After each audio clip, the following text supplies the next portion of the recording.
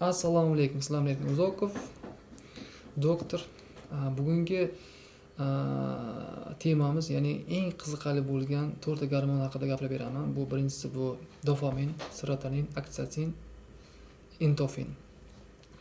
Dopamin haqida gapiradigan bo'lsam, dopamin endi har bitta gormon gapiradigan bo'lsam, juda ham uzoq, soatlar gapirish kerak bo'ladi. Qisqa mazmunli gapirib ketaman, juda ham. Dopamin bu 98%, ya'ni вырабатывает головной мозг, odam boshida bu miyasi ishlab chiqaradi, и нейромедиатор. Dopamin bu nima? Dopamin bu желание, мотивация, участие и хорошее настроение. Dopaminni qanday qilib ko'tarishingiz mumkin? Buni uchun birinchi bo'lish uchun er-xotin o'rtasida bo'ladigan jinsiy aloqa bu dopaminni ko'tarib beradi. Chunki dopamin ko'tarib beradi. Jinsiy aloqadan keyin har doim yaxshi настроение bo'ladi.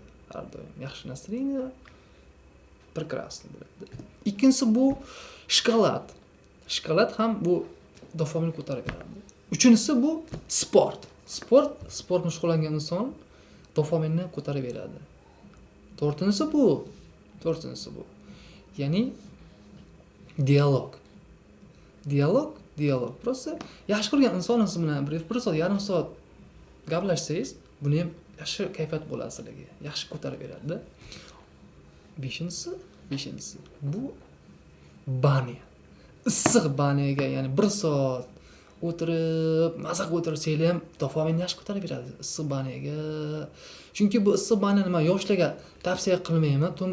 Ya'ni bo'ydoq, hali uylanmagan, bola ko'rmagan bolalarga. Chunki issiq banya spermatozoid, ya'ni erkak urug'ini o'ldiradi. Chunki 38-39 bo'lgan gradusdan yuqori bo'lgan, 37 dan yuqori, 35 dan 37 dan yuqori bo'lgan issiq banya spermani, ya'ni erkak urug'ini o'ldiradi. Chunki pasaytirib beradi issiq banya. O'sha uchun men bo'ydoq bolalarga, ya'ni o'ylanmagan, bola ko'rmagan bolalarga ham tavsiya qilmayman. Bu banya juda ham foydali. Chunki shamollashda, oyoq og'riqlarida, teri kasalliklarini davolashga ham juda ham foydasi katta. Bu ya'ni qiladi. Sizlarga rahmat.